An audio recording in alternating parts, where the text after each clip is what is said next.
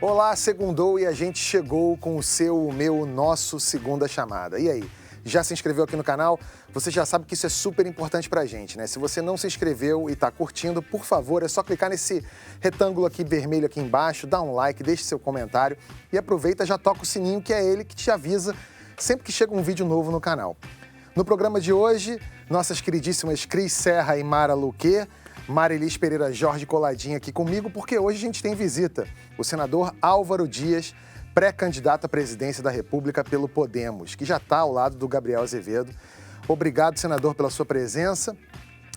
O segundo pré-candidato a vir aqui no Segunda Chamada. E eu aproveito para reforçar o nosso convite a todos os pré-candidatos que quiserem vir aqui conversar com a gente no programa. O espaço é de vocês. Já convidamos todos e aproveitamos para reforçar o convite para todo mundo. E hoje a gente vai conversar sobre vários assuntos polêmicos aqui. O primeiro deles, a farra do Congresso, que aprovou o que tinha e o que não tinha de dinheiro público para gastar no ano que vem. Como é que vai ficar o próximo presidente da República, hein?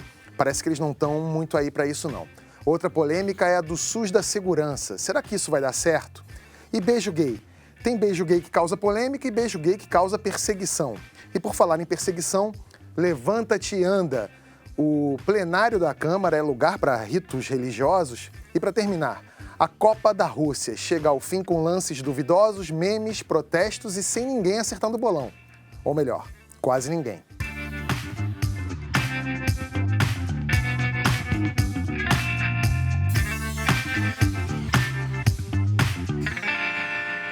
Sabe aquela coisa que dinheiro não aguenta desaforo? Qualquer pessoa aqui sabe que se você gastar mais do que ganha, vai se dar mal no final das contas. Mas e quando o dinheiro é público? Aí, para os nossos congressistas, vale tudo, afinal, a grana não é deles. Uma semana antes de saírem de férias, deputados e senadores aprovaram uma série de medidas que podem estourar em até 260 bilhões o orçamento do próximo governo. Eles derrubaram a proibição de reajuste salarial de servidores públicos, neste caso com apoio até do STF, e mantiveram isenções tributárias de diversos setores, como de refrigerantes, por exemplo. Ou seja, abriram nossa carteira sem nem pedir licença. Mara Luque, a gente ouve, né, que o governo está todo endividado e agora com essas medidas para o próximo presidente assumir, como é que vai ser? O cara vai assumir com um ano a menos de dinheiro? Ele vai assumir com uma dívida. Como é que ele faz? Primeiro foi a LDO, né? A Lei de Diretrizes Orçamentárias, ainda não é o orçamento, mas ela é uma base do que vai ser o orçamento. Algumas coisas podem mudar. E o que acontece? Se ele chega, os números variam aí entre 100, 120, mas já vi cálculos até 260 bilhões para o próximo presidente, quer dizer, que vai estar no próximo governo, esse déficit, esse rombo. Como é que ele faz para financiar isso? Ele emite dívida. Então, o Tesouro vai lá e emite dívida. Vai emitir dívida para captar dinheiro para poder financiar esse rombo. E aí, quem é que vai comprar esse título, né? Porque na hora que ele compra o título, ele está imaginando que o emissor vai pagá-lo. Só que as contas brasileiras estão tão ruins, chegaram num momento tão destroçadas, que o investidor vai pedir mais juros para comprar, porque o risco está maior. Ou seja, esse momento que a gente vive de juros de um dígito que tem na economia, no mercado futuro, na quinta-feira, né, que foi depois da madrugada da farra, o mercado futuro de juros já deu uma esticada nesses juros, jogando os juros lá para cima. Por quê? Porque para financiar esse rombo, ele vai ter que emitir títulos e o investidor vai cobrar, para comprar esses títulos, como o risco é maior, ele vai pedir juros maiores, não é isso, senador? Exatamente. Olha, essa depredação das contas públicas começa lá atrás, né? Então, de 2008 a 2006, para tapar os buracos abertos aí pelo déficit público, que tem como causa a incompetência de gestão e muitas vezes a corrupção, ou seja, o governo gastando mais do que arrecada muito, mas aplica mal, arrecada muito e gasta mais ainda, e com isso é obrigado a buscar em algum lugar o dinheiro para tapar o buraco. De 98 a 2006, o governo aumentava a carga tributária. Aí aumentou de 26% do PIB para 33% do PIB. Bateu no teto, não dá para aumentar mais a carga tributária. passou a endividar mais o país. Então, em 2007 e 2008, nós tínhamos uma dívida de 1,326 trilhões. Hoje nós temos uma dívida de 5,133 bilhões de reais. Ela cresceu em 2016, 37 bilhões por mês, em 2017, 39 bilhões por mês, e agora em 2018 cresce 55 bilhões por mês. Onde nós vamos parar? Mas não é só essa farra atual do Congresso. O presidente pode vetar isso, né? Se eu fosse presidente da República, vetaria. Não daria espaço para que isso perdure. Mas não é só isso. O próximo presidente já assume com um contrato celebrado de 306 bilhões no primeiro ano, 2019, de desonerações e 330 bilhões em 2020 de desonerações, rasgando a lei de responsabilidade fiscal. Eu fui relator desta lei, está lá, visível, um dispositivo. Você não pode renunciar a uma receita sem a compensação de uma nova receita. Portanto, nós elaboramos... Tem que contratar uma despesa, né? Exato. Nós estamos elaborando leis no país para ignorá-las ou para interpretá-las ao sabor das conveniências e dos interesses. Portanto, é terra arrasada. Arrebentaram as contas públicas do país. O Tribunal de Contas, a última semana, ou a penúltima semana, divulga um relatório que diz que o próximo presidente da República, ao assumir, não terá dinheiro para pagar a folha de pessoal. Explodiram já com a política do teto de gastos. Essa tal regra de ouro também é driblada toda hora, com muita criatividade, porque ela senador, implica impeachment. Portanto, é terra arrasada. Então, senador, o senhor tocou num ponto importante. São os mesmos parlamentares que se indignaram e aprovaram o impedimento da ex-presidente justamente porque ela não cumpriu a lei de responsabilidade fiscal, porque ela deu pedaladas fiscais, ou seja, um Congresso inteiro se indignando contra a falta de responsabilidade fiscal da ex-presidente. E aí faz isso. Exato, mas eu fico muito tranquilo porque durante o impeachment da presidente Dilma, eu advogava o impeachment também do presidente Temer pelas mesmas razões. Eu denunciava à época que ele também havia dado as suas pedaladas na ausência da presidente. Isso foi discutido no Tribunal de Contas da União. Foi a gota d'água que extravasou quando eu deixei o PSDB, porque o PSDB se abraçou ao PMDB, se abraçou ao Temer, se abraçou à época ao Eduardo Cunha para conseguir o impeachment da Dilma e preservando o vice-presidente Temer, que deveria também ser alvo do impeachment naquela oportunidade, nós teríamos uma eleição direta imediatamente. Portanto, esse comportamento ele é muito dependente da figura do presidente da República. Nós sempre atacamos o Congresso, né, Gabriel? Mas o Congresso é o espelho do que ocorre na presidência da República. Por exemplo, tem corrupção no Congresso? Tem. Tem muita corrupção no Congresso, é evidente, a Operação Lava Jato está demonstrando isso, não é? Mas por quê? Porque do outro lado da rua tem o corruptor. É um presidencialismo de poder. O Congresso dança a música que toca a presidência da República. O presidente arma um balcão para negociar, o Congresso admite a negociação, aceita, paga esse preço da desmoralização diante da opinião pública. Se nós tivermos um presidente sério, correto, corajoso, capaz de promover mudanças, conquistando apoio popular para efetivá-las, o Congresso recuperará também a sua imagem, porque não vai remar contra a maré, Senador, será atropelado se o fizer. Senador, por isso aqui que a gente está conversando, a gente está vendo que o próximo presidente vai assumir com a faca no pescoço. Exatamente. Então, e o senhor tem falado nas entrevistas que tem dado que o senhor pretende fazer uma refundação da República, que nos primeiros 100 dias o senhor vai propor uma série de reformas, inclusive para acabar com privilégios e tudo mais.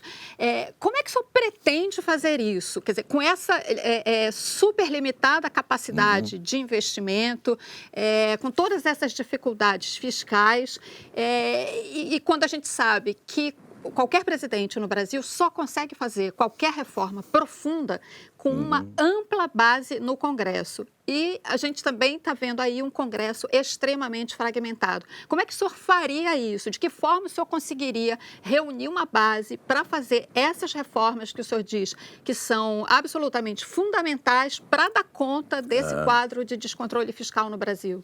Pois não, olha, a refundação da República não é um simples slogan, não é uma frase, não são palavras soltas ao vento. A refundação da República, eu imagino, é uma aspiração nacional. As pessoas podem até, muitas das pessoas podem até não entender bem refundação da República, mas sabem o que querem, que é uma mudança de sistema, uma mudança radical, é o rompimento com esse sistema. A refundação da República, porque a casa caiu e nós temos que reconstruir. Caiu mesmo, está soterrada e sob os escombros da incompetência e da corrupção que graçou no país nos últimos anos. A refundação da República é uma série de reformas, né? A substituição do sistema, especialmente sistema corrupto de governança, que é do balcão do aparelhamento. Então, como conseguir essas reformas? Um conjunto de reformas, né? O ajuste fiscal é o desafio maior e primeiro, urgente, urgentíssimo, para ontem. Como conseguir? Conquistando apoio popular, invertendo a lógica. Nos últimos tempos, o governante elabora a sua proposta e vai ao Congresso, instala o balcão e negocia, barganha o voto, o apoio, aí loteia o governo, né? Abre o espaço, vai dividindo, o seu partido fica com esse, o outro partido fica com aquele ministério, diretorias, empresas, puxa para baixo a qualidade administrativa e abre portas para a corrupção. Então nós temos que inverter essa lógica. Primeiro, conjunto de reformas, coloca sobre a mesa já no início do governo, aí comunica-se com a população.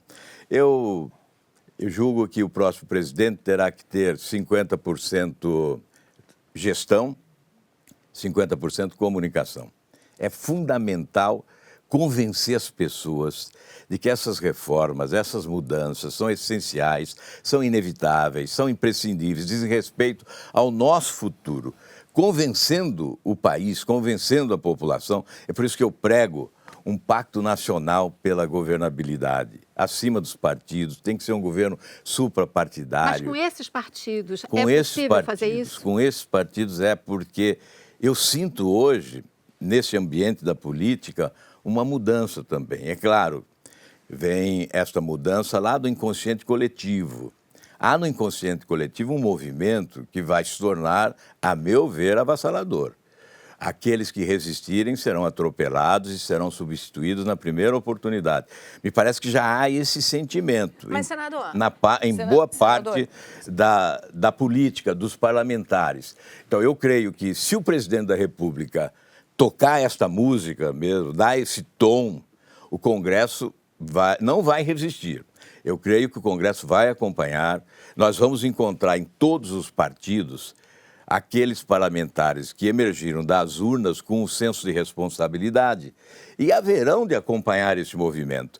Olha, se eu não acreditasse nisso, eu não estaria aqui não hoje dando essa entrevista e não seria candidato. E se não acreditasse nisso, não acreditaria no futuro do Brasil. Porque se isso não ocorrer, nós não temos futuro. Com esse sistema ultrapassado, retrógrado, derrotado, corrupto, matriz de governos incompetentes, o Brasil não tem futuro. Nós temos que fazer essa tentativa. Senador, mas essa questão do Congresso que o senhor falou, tudo bem, teremos um novo presidente que pode vir a ter um grande apoio popular, mas a renovação no Congresso pode ser muito pequena e a gente vai continuar com o Congresso exatamente como funciona hoje. Como é que essa conta vai fechar desse grande plano de mudança que o senhor tem? Eu posso ser otimista demais e posso me alimentar mais do desejo do que da previsão. Eu entendo como você que a renovação será limitada. Ela é limitada pelo fundo eleitoral, que foi essa artimanha arquitetada pelos atuais para se preservarem e manterem os seus mandatos, né? E pelo fato de terem adotado essa estratégia, inclusive a intervenção aqui no Rio de Janeiro é parte dessa estratégia, para evitar a votação do fim do foro privilegiado. Porque se nós tivéssemos votado o fim do foro privilegiado, é um projeto de minha autoria, que foi aprovado no Senado, está na Câmara desde junho do ano passado. Deveria ter sido aprovado já em agosto do ano passado. Então, uma série, um percentual importante de candidatos, esse percentual não estaria na disputa. Nós estaríamos abrindo um espaço maior para a renovação. Mas mesmo com esse Congresso, eu acredito, porque nós chegamos ao fundo do poço. A crise é de tal profundidade que eu acho que vai determinar a mudança de comportamento dos políticos. Essa mudança já ocorreu da parte da população que foi para as ruas a partir de 2013. Essa mudança começou a nascer exatamente no seio da sociedade. O povo foi para a rua exigir mudanças. Depois ela avançou para Polícia Federal, Ministério Público e parte da Justiça. Pelo menos a Justiça de primeiro grau e de segundo grau. Ainda não chegou no Supremo, não chegou ainda na política. Mas eu creio que chegará agora, nestas eleições, nós temos a esperança de que esses ventos da mudança possam soprar com força, que se transforme mesmo numa tempestade devastadora. Senador, a Cris chegou a perguntar aqui que o próximo presidente vai assumir com a faca no pescoço. E o senhor está falando aí sobre esse descolamento da política antiga, dessa política retrógrada que vai condenar o país. O senhor é político, está na política há mais de 40 anos. O senhor já foi vereador, governador e já passou por vários partidos, PMDB, PSDB. Como é que o senhor pretende se descolar e se mostrar como uma alternativa diferente de tudo que está aí já?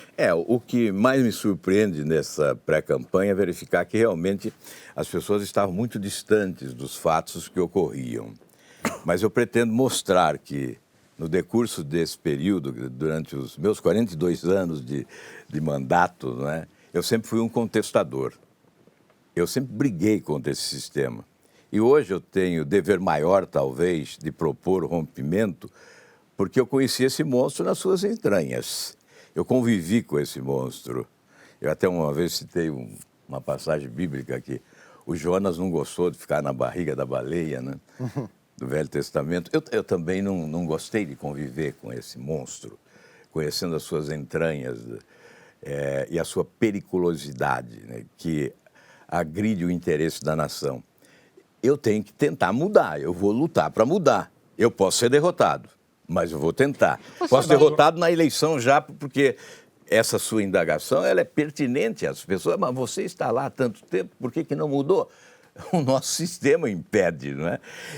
Olha, a maior prova de que eu fui sempre um contestador desse sistema é que eu fui governo apenas 4 anos quando governei o Paraná, infelizmente com apoio popular imenso, né? E depois apenas 7 meses no segundo mandato do presidente Fernando Henrique. De resto, eu fui oposição, sempre contestador, sempre irrequieto, inquieto, desconfortável, na sua história... tentando mudar, mudando de sigla para não mudar de lado, até porque nós não temos partidos, nós temos siglas para registro de candidatura, é uma anarquia geral. Então, a refundação da República se justifica exatamente porque há mudanças necessárias e radicais. Mudança do modelo político, mudança no modelo de Estado que temos, no modelo de governança, de comportamento. São mudanças essenciais para que esse país possa arrancar. E essa refundação pressupõe o fim de certos privilégios? O senhor vem falando sobre isso? Sim. E esse monstro que o senhor fala, que Sim. conheceu pelas entranhas, é um monstro que se alimenta de privilégios. Eu queria saber o seguinte, quais os privilégios que o senhor gostaria de atacar e acabar? Por exemplo, vou lhe perguntar alguns do Parlamento, do Senado, do qual o senhor faz parte. O plano de saúde dos senadores da República é o melhor plano de saúde do mundo, porque é um plano ilimitado para os senadores, para sua esposa, para os seus filhos. É vitalício, né? A diferença é que quando o senador deixa de ser senador, ele continua com um plano dentro de um limite, mas, enfim, é um plano de saúde vitalício. Outra questão que não é exatamente, não mexe indiretamente com os custos desse monstro, a questão da suplência dos senadores, que houve uma tentativa de acabar, não acabou.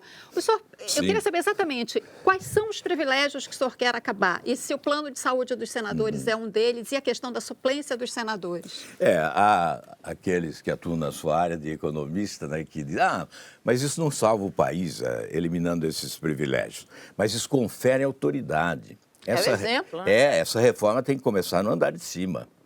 nós temos que acabar com todos os privilégios nos 3 poderes. Todos, eu não estou especificando, eu estou dizendo o que é privilégio, nós temos que acabar. Não só no campo criminal, como nós estamos tentando acabar com o foro privilegiado, outras prerrogativas de parlamentares, eu tenho lá já propostas tramitando, né? Por exemplo, elimina aquela prerrogativa que tem o parlamento de desconsiderar uma condenação de um parlamentar.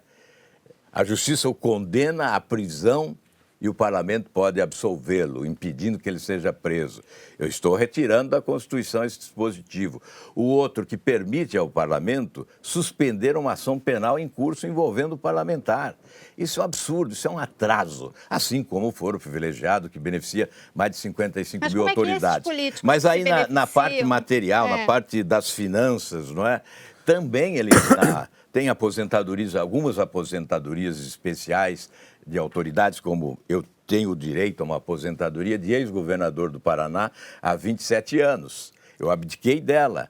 Se eu a recebesse, eu teria na minha conta bancária mais de 10 milhões, acumulando esses 27 anos. Mas eu sou o único ex-governador do Paraná, porque como governador eu tentei acabar com ela e não consegui. A Assembleia não me permitiu acabar com ela. Senador.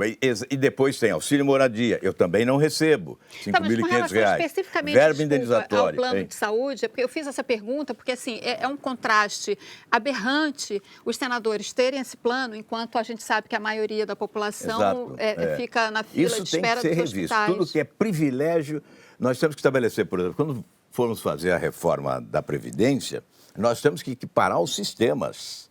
Sistema público e sistema privado. Não pode um senador da República ter um plano especial se você não pode ter, como jornalista ou trabalhador metalúrgico. Ou seja, na sua reforma vai ter a convergência dos regimes. Na reforma tributária, um ponto essencial é o regime único. Hoje nós temos o grande problema na Previdência do setor público. O déficit da Previdência no setor privado é de R$6.000 por pessoa.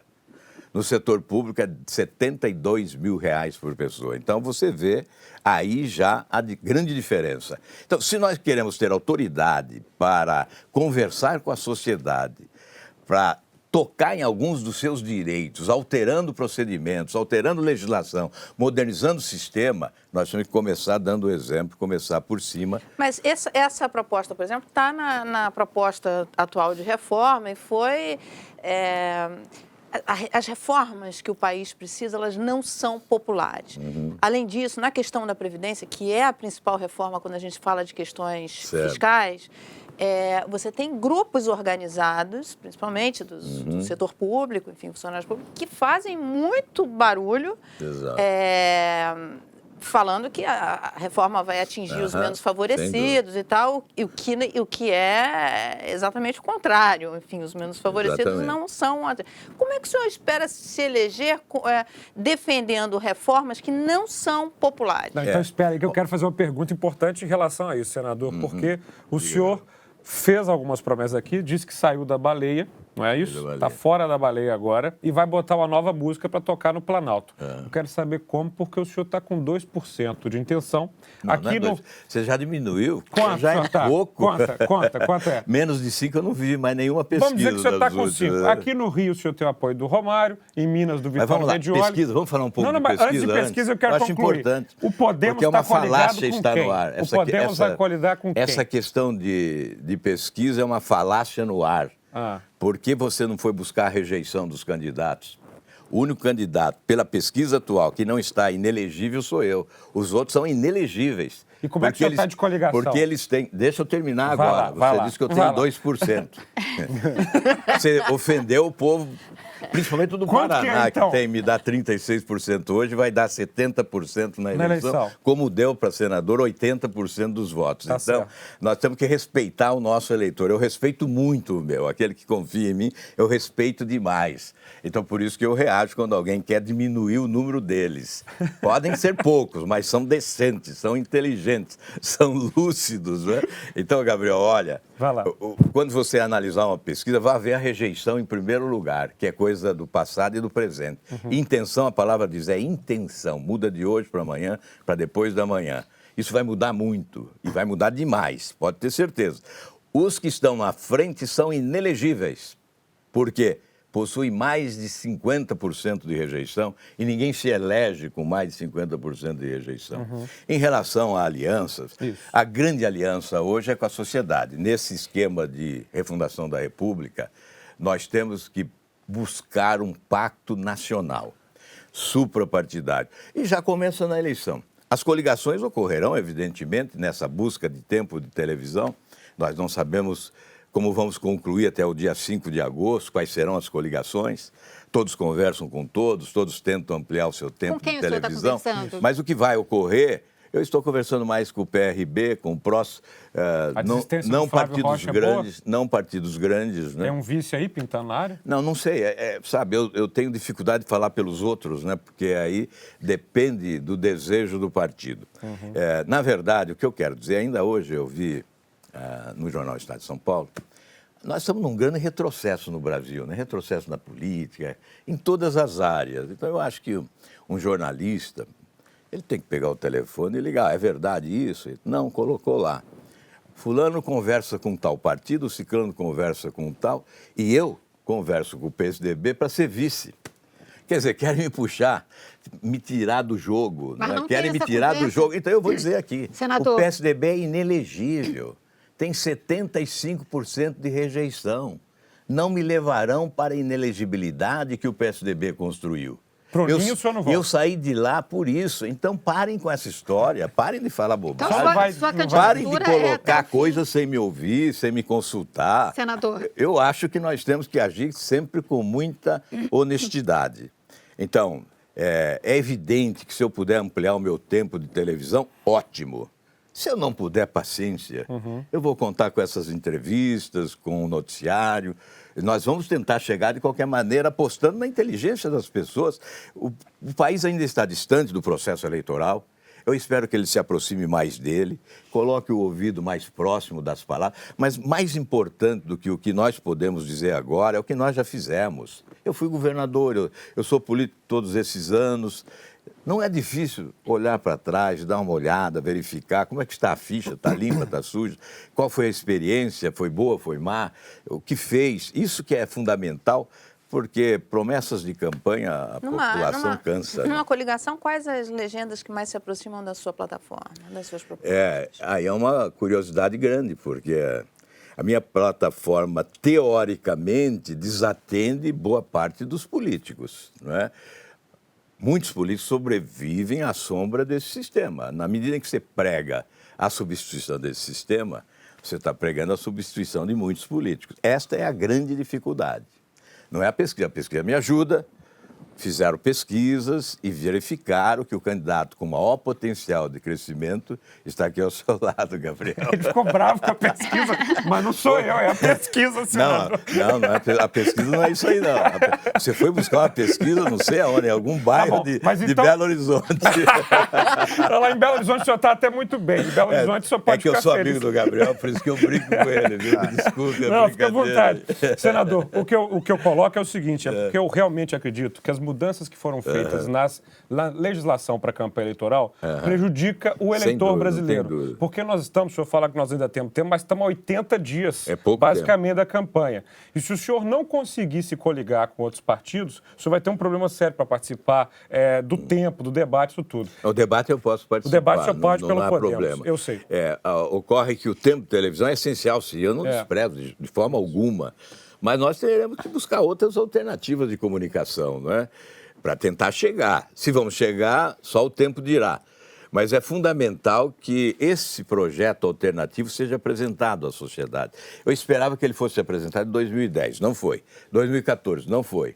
Agora eu venho com ele e sou o único que posso apresentar, porque eu contestei esse sistema o tempo todo. Os outros candidatos participaram desse sistema, conviveram com ele, ou foram artífices ou coadjuvantes, mas sempre estiveram à sombra desse sistema, defendendo-o. Senador, não há um que não tenha feito isso. Na sua história como parlamentar, me cita 1, 2, 3 projetos que mostrem esse seu compromisso com a questão fiscal. Esse é o ponto mais importante do país nesse momento, é a questão fiscal, é o trato do dinheiro público.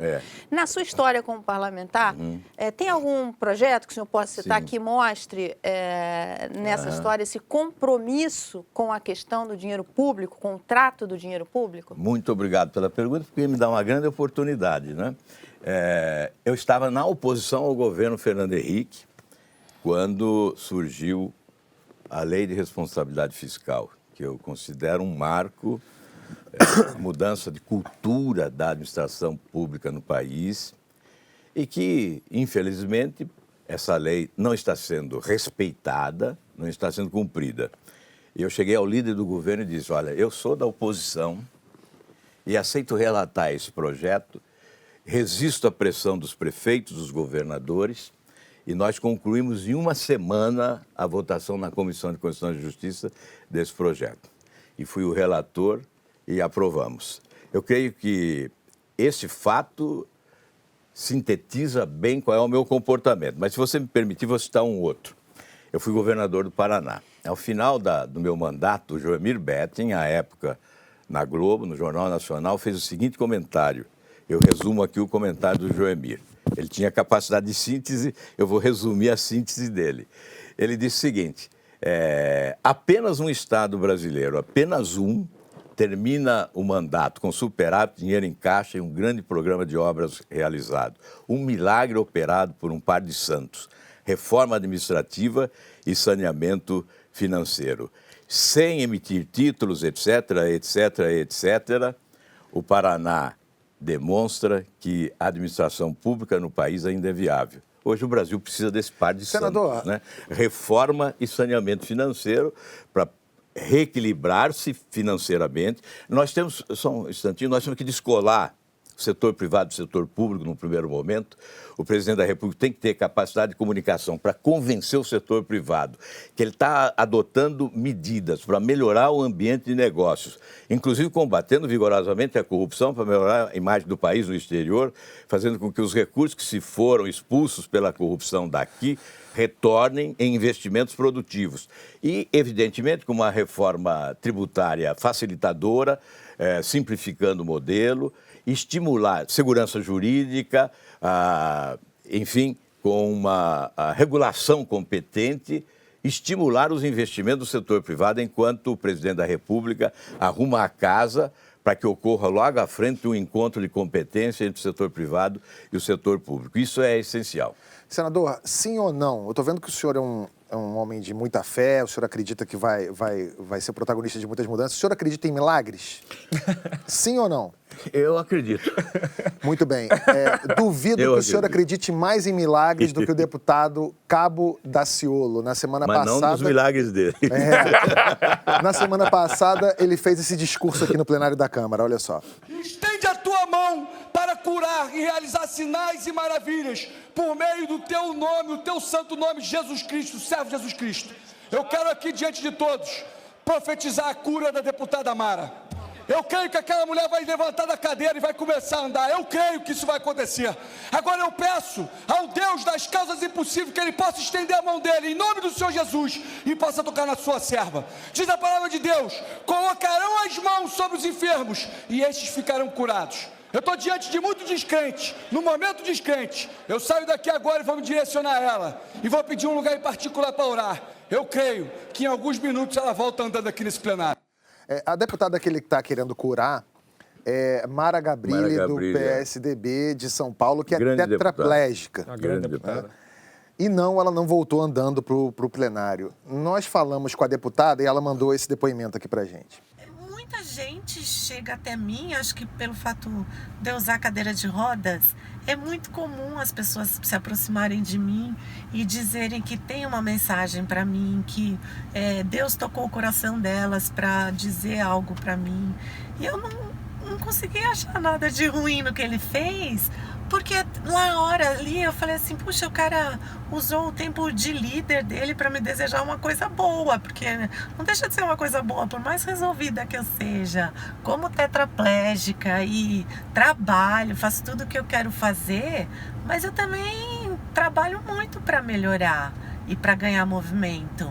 E é óbvio que se uma oportunidade me aparecer, eu levantar da cadeira e sair andando, eu vou ficar bem feliz, porque eu posso ser resolvida, mas andando fica tão mais fácil, mais barato, e menos trabalhoso. É claro que não tem nada de errado com o fervor religioso, mas o Estado é laico, né? E o que o senhor acha desse tipo de manifestação no plenário? Que ele quase promoveu um culto ali dentro. É uma manifestação descabida, abusiva. Eu creio que o país é um país laico, né? Várias crenças, várias religiosidades, temos que respeitar, mas isso exorbita, né? Não é o local, até para isso existe outro local, né? Isso foi um ato demagógico, né? E não muito inteligente, porque as consequências não são positivas. O deputado, o Marco Feliciano é do seu partido. E ele disse, inclusive, que filiou o seu partido porque ele teve uma visão, uma epifania com o número 19 e tal. O senhor conta com apoio... Eu gostaria de contar com o apoio dele. Não sei se tenho, né? Não sei, eu não tenho acompanhado a campanha dele, mas eu acho que todo apoio é bem-vindo, né, Gabriel? Você que é um grande Nem vereador. todo apoio é bem-vindo, viu, senador? A baleia a gente não quer. A baleia a gente quer sair dela. Aí é um apoio institucional, sim, né? Um apoio institucional não é bem-vindo qualquer apoio. Agora, o voto você não consegue identificar na urna, não há como, né? Senador, agora eu não sei esse apoio. Além desse episódio recente, a gente tem visto um crescimento muito grande da participação de políticos ligados a igrejas, né, de várias denominações. Cada vez mais uma participação de líderes religiosos na política. Recentemente, aqui no Rio de Janeiro, o senhor deve estar a par do episódio da gravação de uma conversa do prefeito Marcelo Crivella, oferecendo facilidades para pastores ligados à igreja dele. Eu lhe pergunto o seguinte, essa mistura de religiosidade e política, qual é a consequência disso para a democracia? Isso é bom ou isso é ruim para a democracia? Olha, algumas igrejas evangélicas, eu estive recentemente em São Paulo, na Associação Cristã de Moços, né, e lá um movimento Renova Brasil, fazendo uma palestra, e o líder, pastor, pediu exatamente isso, para que não envolvam a igreja nas candidaturas, né? É preciso fazer essa distinção. É normal que um evangélico seja candidato, mas, obviamente, há que se respeitar a sua religião e não explorar eleitoralmente a fé das pessoas, né? Não é bom, eu creio que não seja bom. Agora, a participação é importante. Acho que todas as religiões... Aliás, nesse Pacto Nacional de Governabilidade que nós pretendemos celebrar, né, se formos vitoriosos, nós queremos convocar todas as religiões, as entidades, as instituições, representantes de trabalhadores, de empresários. Um pacto nacional vai se exigir isso. Mas o que o senhor achou da atitude do prefeito Crivella aqui no Rio, de oferecer essas facilidades para os líderes da igreja dele? Eu acho que isso não é legítimo, né? Não é democrático, não é legal, não é ético. Eu acho que não é por aí essa discriminação positiva, né? Esse favorecimento. Senador, né? Todo candidato que vem aqui, a gente tem que dar um tratamento isonômico. Fizemos aquelas perguntas básicas para o João Amoedo, temos que fazer para o senhor. Isso envolve até uma questão da mistura da religião com a política. Aborto, a favor ou contra? Olha, se houver qualquer mudança na legislação atual, há que se realizar um plebiscito, exatamente em função desse cenário de várias crenças, várias religiosidades. Eu entendo a legislação atual adequada porque ela estabelece já as excepcionalidades, né, nos casos em que a legislação possibilita. Se houver necessidade de aprimorar essa legislação e se for uma alteração radical, nós devemos submeter a um plebiscito. Drogas, descriminalização das drogas. Olha, eu vou dar aqui um número estarrecedor que eu conheci há pouco tempo, na verdade. De 2006 a 2016, em 10 anos, o Brasil sepultou 324 mil jovens de 14 a 25 anos. Mais de 80% dos assassinatos no Brasil têm origem nas drogas. Veja como esse número é perverso, é dramático, é cruel, né? 7 vezes superior ao número de mortes de soldados na Guerra do Vietnã durante 20 anos. Então, nós não estávamos em guerra. Eu advogo, inclusive, a instituição de uma frente latino-americana de combate à produção e tráfico de drogas, ligada à Organização dos Estados Americanos. O Brasil tem essa faixa de fronteira enorme, né? Mais de 17 mil quilômetros, totalmente aberta para o tráfico de drogas, alimentando a violência nas grandes cidades do país. Então, esta é a minha posição de combate. Evidentemente, há que se preservar para o mundo científico, para a medicina, aquilo que deve ser utilizado, há experiências que são adequadas e, obviamente, aí cabe à Anvisa, cabe ao mundo científico Senador, verificar o senhor está falando o que é a questão, possível utilizar. Até por conta das boas experiências, a gente tem experiências em alguns lugares do mundo, vou pegar um especificamente, que são alguns estados dos Estados Unidos que legalizaram as drogas e melhorou tudo, melhorou a arrecadação, diminuiu a criminalidade. No mínimo, o Brasil não deveria discutir, porque não parece um pouco tópico a gente não há problema. discutir a legalização, porque não parece um pouco utópico a gente achar que realmente vai acabar com o tráfico de drogas? Então, veja bem, você citou alguns exemplos, eu cito outro, a Holanda, inicialmente era um país citado como exemplo na descriminalização das drogas. E hoje é um exemplo negativo, está se tornando um país do narcotráfico. Nós podemos discutir. Nós não temos mecanismos para administrar essa situação no Brasil. Nós não temos nem mesmo disponibilidade para socorrer os dependentes que desejam se livrar do vício, se livrar da dependência. Então, eu imagino que se nós liberarmos aqui, nós estaremos produzindo um grande mal, nós estaremos estimulando, nós estaremos ampliando o dano. E por isso, nesse campo, eu sou implacável. Combate implacável à produção e ao tráfico de drogas para evitar essa degradação da família que vem ocorrer. Senador, a questão das drogas é uma questão de saúde e também de segurança. Foi aprovada agora a lei que vai criar o Sistema Único de Segurança Pública, que é o SUSP, né? Que é um SUS da segurança, que é a unificação das polícias. O senhor é a favor, o senhor é contra? O senhor acha que essa é a solução para a segurança do país? E eu queria atrelar essa pergunta à questão do armamento. O senhor é a favor? Como é que é a sua posição em relação à questão das armas? Primeiro, essa não é uma questão de segurança pública, de política de Estado de segurança pública, o cidadão ter o porte de arma ou não.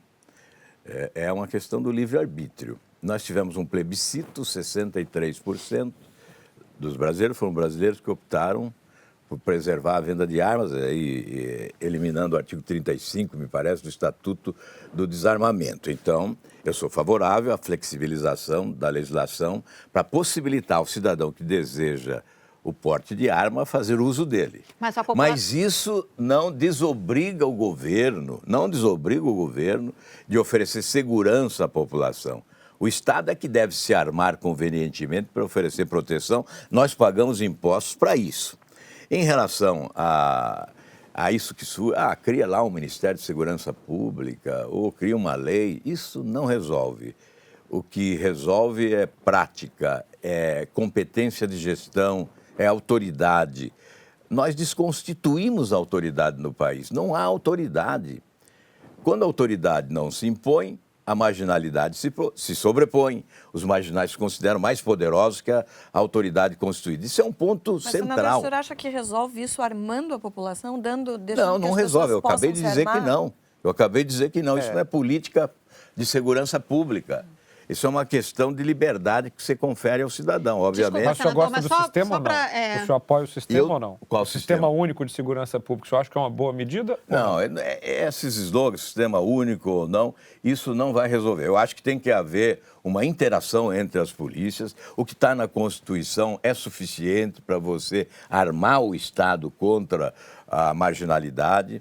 Nós temos que estabelecer, sim, uma interação entre as várias polícias. Na área de fronteira, especialmente, está o grande problema. Não há inteligência, não há um setor de inteligência competente para prevenir, não há um sistema de monitoramento. O governo anunciou há anos o tal CISFRON, né, que é o Sistema de Monitoramento da Fronteira, que está entregue ao Exército e não coloca dinheiro, são 12 bilhões necessários, não saiu do papel até hoje. Agora fizeram um novo cronograma para concluir em 2035. Imagina o equipamento adquirido hoje em 2035, está totalmente superado. Então, esse investimento é essencial. Aparelhar a faixa de fronteira, trazer o Exército para cumprir o dispositivo constitucional, que é permitido usar o Exército na faixa de fronteira, estabelecer um verdadeiro mutirão de combate à violência no país e exatamente interagindo, fazendo essa interação entre as várias polícias, Polícia Federal... Senador, deixa eu só insistir num ponto que a Marilis tocou. É verdade que a questão do porte de arma tem esse aspecto do livre-arbítrio, como o senhor aponta. Mas a minha pergunta é, uma população armada com mais facilidade, ou seja, o porte de arma mais facilitado, ele tem um impacto na segurança pública. Basta ver as chacinas que ocorrem nos Estados Unidos, essas chacinas em escolas e tudo mais, onde lá o porte de arma é muito facilitado e já há até um movimento no sentido até contrário de restringir um pouco. Olha, então, assim, não é uma questão de segurança, do seu ponto de vista, é de livre-arbítrio, mas tem um impacto na segurança pública. Olha, isso é relativo, porque não há essa simulação. O que nós tivemos diz o contrário, porque houve um aumento, um crescimento da violência e dos assassinatos no país. São mais de 60 mil assassinados por ano no Brasil com também, esta né? legislação. Então, nós precisamos estabelecer aí alguns parâmetros para esse julgamento, não é? Obviamente, eu creio que também informação, o governo tem a obrigação também de orientar a sociedade e tem que adotar uma legislação rigorosa para o porte de arma, estabelecendo a responsabilização em razão de eventuais exageros. Você tem que definir bem quais são os critérios para o uso da arma, o porte da arma, para a compra da arma. E depois, nós não estamos falando na grande maioria do Brasil. 52 milhões de brasileiros estão abaixo da linha da pobreza. Como comprar armas e munição? É evidente. Nós não podemos pensar apenas na elite, né? Nós temos que pensar na sociedade. Eu creio que, neste momento, não é porque é campanha eleitoral, mas é porque há esse sentimento de exercício da cidadania plena, do livre-arbítrio. Se o cidadão, lá na fazenda, um sujeito que mora lá no interior do país, sem nenhuma proteção policial, se ele não tiver essa possibilidade do porte de arma, certamente ele se sentirá desprotegido totalmente. Mas aí não é uma questão do governo providenciar essa polícia para esse cidadão que está lá no interior, em vez dele ser responsável pela segurança dele, colocando em risco até a vida de pessoas, até da própria família? É exatamente isso que eu estou tentando dizer. Quer dizer, nós não vamos eximir o governo da sua responsabilidade. Ele tem que ter as patrulhas rurais para oferecer segurança. Aliás, é uma questão tão simples, né? Nós estamos aqui usando a tecnologia, né? E o país não usa a tecnologia. Em regiões mais distantes no país, localidades mais afastadas dos centros urbanos, o cidadão não tem nem a interatividade. Isso diz respeito à segurança também. Isso não é caro para o país. A instalação de satélites, cobertura total no país. E nós não fizemos isso ainda no Brasil. Até porque eu estive em Manaus recentemente e lá uma das reclamações é que hidrovias Senadora, inseguras... eu entendo esse ponto do pequeno agricultor que está lá sem proteção, enfim, no meio do nada. Agora, por que estender isso a uma pessoa que mora numa cidade que já deveria, que tem, eventualmente, a polícia ali a um raio de distância muito menor? Isso não seria um grande problema? Eu sei que, claro, o senhor falou, vai ter que ser, enfim, estudado, dito, pensado como é que isso vai ser, ter critérios para as pessoas se armarem, mas que critérios são esses? Eu chego lá e eu posso me armar por quê? Antecedentes criminais, os critérios são vários. Agora, por que nós estamos discutindo isso? Porque não existe segurança no país. Né? Esse é o ponto. Se o governo estivesse oferecendo com competência segurança à população, nós não estaríamos discutindo isso aqui. Qual é a sua proposta para resolver a questão da segurança? Das 50 cidades mais violentas do mundo, 11 estão no Nordeste brasileiro. E nós ficamos, muitas vezes, discutindo a violência só no Rio de Janeiro. 11 das 50 cidades mais violentas do mundo estão no Nordeste brasileiro. Portanto, o governo não tem oferecido segurança à população e por isso nós somos obrigados a discutir.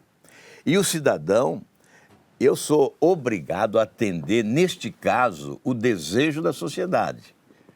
Eu procuro fazer a leitura, aliás, o nosso partido tem essa proposta de fazer a leitura das prioridades da população e transformá-las nas nossas bandeiras. Esta leitura atende esse desejo da sociedade, a maioria esmagadora, que é o direito ao porte de arma. Isso não significa que eu, por exemplo, não uso. Não quero. Não vou usar, não é? E qual é a sua eu ganhei lá de proposta pra presente segurança? dois revólveres, entreguei para um delegado de polícia, está aqui, ó, presente para você. A vida não está fácil para o cidadão que quer se defender e também não está fácil nem para os próprios policiais. Um soldado da PM de São Paulo, o Leandro Prior, ele foi filmado beijando um outro homem no metrô e ele foi massacrado por conta disso. Outro beijo gay entre homens que gerou polêmica recentemente foi no clipe Me Solta, do cantor Nego do Borel. Olha, aparece vestido de mulher e beijando um outro homem. Aí. E aí, ativistas LGBT o acusaram de oportunista de estar atrás do dinheiro do público gay. Os críticos usaram essa foto, que a gente vai mostrar agora, para mostrar que Nego do Borel apoia Jair Bolsonaro. Ele negou o apoio e disse que os dois estavam no mesmo jantar e que não costuma negar pedidos de foto.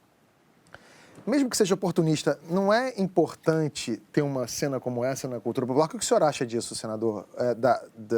Desse movimento LGBT, esse tipo de manifestação, que o PM foi massacrado. O que o senhor pensa sobre isso? Eu acho que há erro dos dois lados, né? De quais lados? Não há necessidade dessa exposição. O fato de você defender essa liberdade de opção sexual, isso hoje já é recorrente.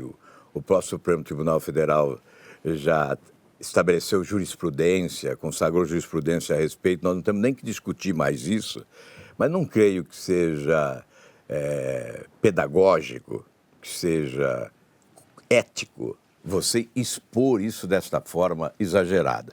Como também não é correto essa reação inusitada de violência, né? Então, por isso que eu disse que os dois lados acabam cometendo equívocos. Mas se fosse um PM beijando uma mulher, não teria problema. No caso do policial militar, só uma pequena correção, a orientação sexual dele, ele deu um beijo no namorado dele no metrô. Há vários vídeos que circulam... Ele errou. Mas há vários vídeos que circulam na internet, senador, de policiais militares beijando as suas namoradas, as suas mulheres, e isso não foi um grande escarcéu. E ninguém falou que foi um erro. Eu não sei se houve isso no metrô também, né? Do policial beijando sua namorada no metrô. Eu creio que, tanto num caso quanto no outro, o policial beijar a namorada no metrô ou o policial beijar o namorado no metrô, as duas coisas, no meu entendimento, não são adequadas. Eu acho que o policial tem que se respeitar e respeitar aqueles a quem deve segurança. Não creio que isso seja favorável, especialmente se ele estiver na atividade, se ele estiver exercendo ali a sua atividade de policial responsável pela segurança das pessoas. O que o senhor quer dizer quando o senhor fala que não é pedagógico que isso aconteça? Porque isso afronta muita gente. Nós somos uma sociedade em evolução, buscando um estágio de maturidade. E isso afronta muita gente. Obviamente, eu não concordo com isso. É como você pode ter o direito de... Evidentemente que eu não estabeleceria nenhuma punição. Mas não concordo, não apoio, não defendo esse tipo de gesto explícito, né, exibicionista, espetaculoso. Qual a razão desse espetáculo? Não vejo nenhuma razão. Isso afronta. Senador. Afronta as famílias, afronta as mães que sentem um impacto na educação dos seus filhos. Eu sou obrigado a respeitar. Senador, depois dessa cena, o pai dele deixou de conversar com ele. Talvez o pai não sabia, ficou descobrindo naquele momento, deixou de conversar. O senhor acha que, nesse caso mesmo, Tá errado é quem se sente afrontado ou quem beija? Isso demonstra que realmente nós não estamos num estágio de maturidade suficiente para admitir esse tipo de espetáculo. Então, o próprio pai ponto agora, teve senador. esta reação. Então, nós temos que compreender as aspirações das pessoas, seus sentimentos legítimos, as suas religiosidades. Nós temos que respeitar. E respeitar significa evitar determinados atos que extrapolam aquilo que é comum na vida de todos nós. Senador, a esse respeito, de tudo isso que o senhor está falando, o senhor colocou aí na sua fala, tocou em vários pontos que remetem a uma discussão que é a tramitação do projeto Escola Sem Partido na Câmara. O senhor é contra ou a favor desse projeto? Eu acho que aí nós estamos discutindo uma bobagem, né? Porque é evidente que a escola é sem partido. Não há necessidade de uma lei para dizer que a escola é sem partido, né? Então, aí é um exagero. Até porque a lei usa esse nome, mas não é exatamente. Exato. O que ela Nós defende é temos- outra coisa. Esse projeto Nós também tem- quer proibir, por exemplo, as A discussões discussão de gênero dentro da Nós escola. temos que discutir que escola nós queremos. Se nós queremos uma escola almoxarifado, armazenando as informações, sem estimular a reflexão, a discussão, o debate, para motivar exatamente o raciocínio, na formação que é essencial para o futuro, né? Para que as pessoas possam exercer, aí sim, exercitar o seu livre-arbítrio, né? Então, eu sou advogado desta escola, essa da reflexão, essa que estimula o pensamento e que forma realmente. Então, o senhor é Óbvio, contra esse pluralidade. projeto Escola Sem Partido? eu acho desnecessário, porque a escola não tem partido. O que ocorreu e que foi condenado, e obviamente eu condeno, é que o Ministério da Educação, em determinado momento, aproveitou os livros didáticos para colocar questões que não deveriam estar colocadas ali. Mas quando eu fui verificar também, era muito pouco para toda essa celeuma, essa discussão. Não, e a discussão dessas questões de gênero na escola? O senhor não acha isso Não é nem apropriado só dentro desculpa, Cris. dessa sua visão de que a escola deve estimular a Eu reflexão? acho que tem que discutir no limite daquilo que extrapola a função da família. Há uma discussão preliminar que é na família, a formação, a educação familiar, e depois, obviamente, isso se complementa na escola. Então, tem que se estabelecer o limite do bom senso. Aliás, em matéria de educação, a minha proposta prioritária é a educação infantil, exatamente porque nesse período de 0 a 6 anos é que há a formação do ser humano para que ele possa alcançar as suas potencialidades. Isso diz respeito, inclusive, ao desempenho escolar em todo o seu itinerário. E a alimentação Isso afeta nessa fase também, exato, saúde, alimentação, segurança. Isso diz respeito, inclusive, à segurança pública. Isso diz respeito a maior ou menor índice de corrupção. Isso diz respeito a maior ou menor produtividade, melhor salário ou pior salário, melhor emprego ou pior emprego. Isso diz respeito a crescimento do produto interno bruto. Então, o investimento mais importante é esse, nessa faixa da primeira infância.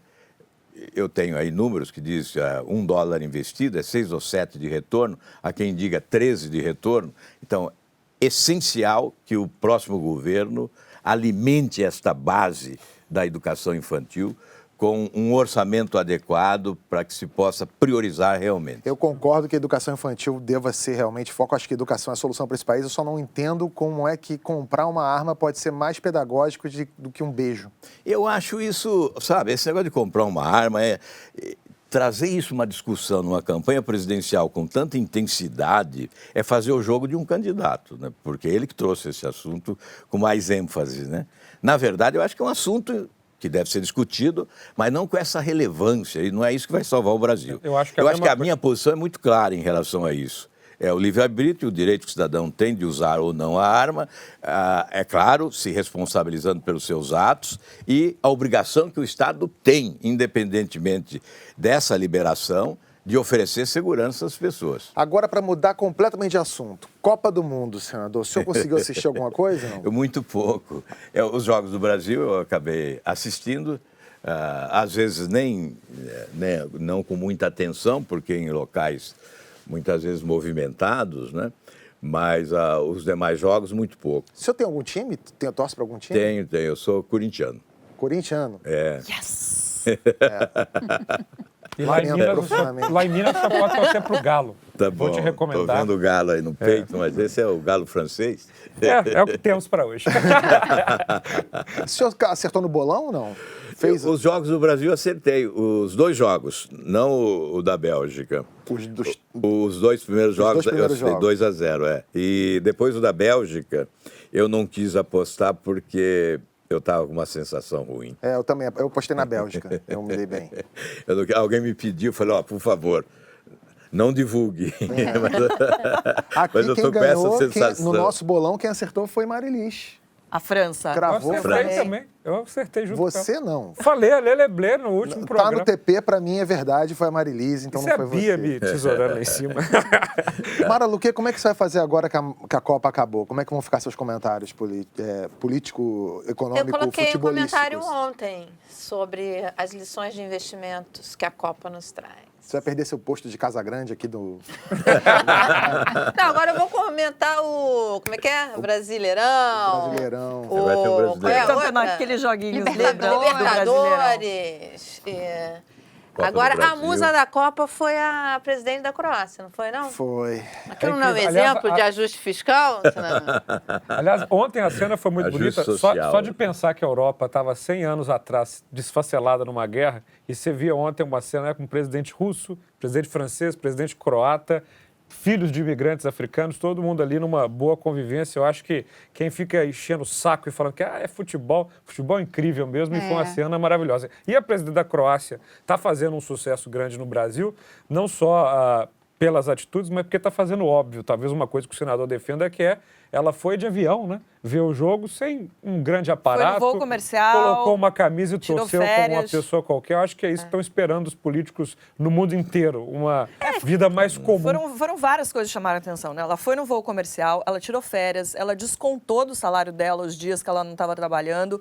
Em alguns momentos ela estava ali no camarote oficial das autoridades, mas em outros estava no meio da torcida. Obviamente, na chuva. Obviamente ela teve um ganho político enorme com essa teve. atitude ali, porque ela acabou virando um ícone para várias pessoas no mundo inteiro. Mas é um exemplo bastante positivo. Se o senhor fosse presidente, o senhor ia para a Copa? Iria para a Copa. Como? Eu gosto muito de No futebol. Força Aérea, né?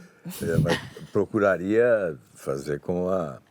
Eu acho que você tem que aproveitar essas oportunidades até para dar o tom da sua conduta, né? Sim. Não é demagógico, não creio que isso possa ser considerado algo demagógico. Mas acho que é exemplo e tem que se aproveitar esses momentos para dar exemplo. Senador, para você, quem foi a grande decepção da Copa?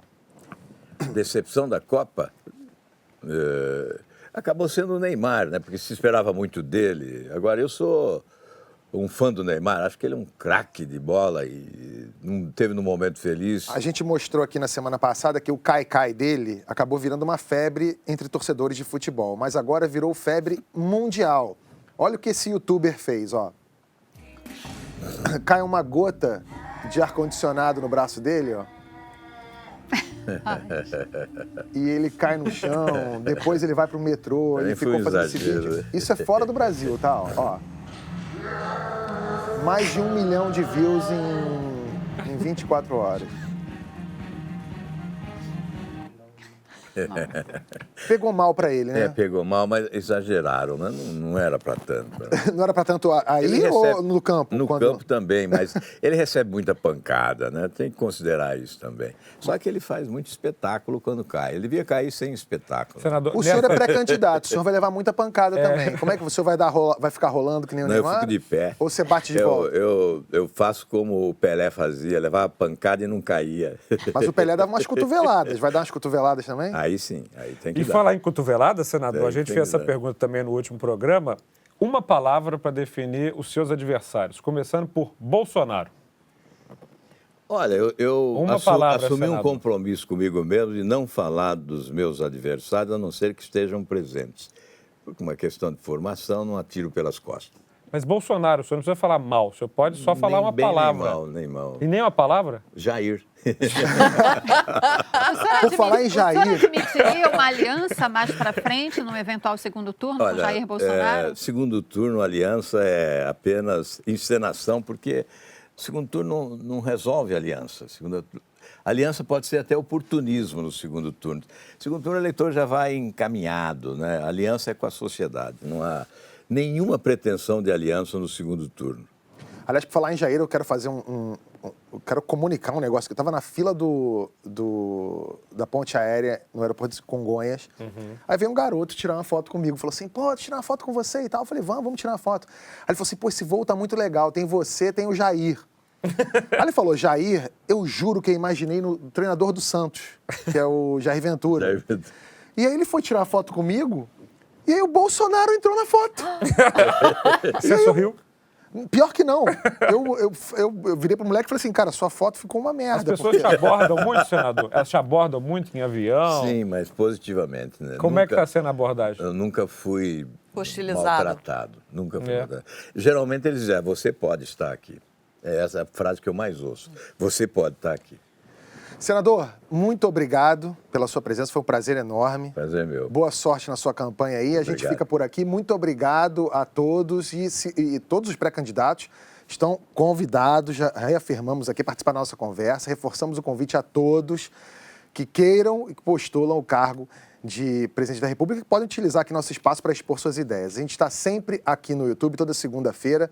E você que está com a gente, obrigado também. Se já se inscreveu no canal, obrigado. Se não, clica aqui, toca o sininho para ser avisado sempre que um vídeo novo chegar.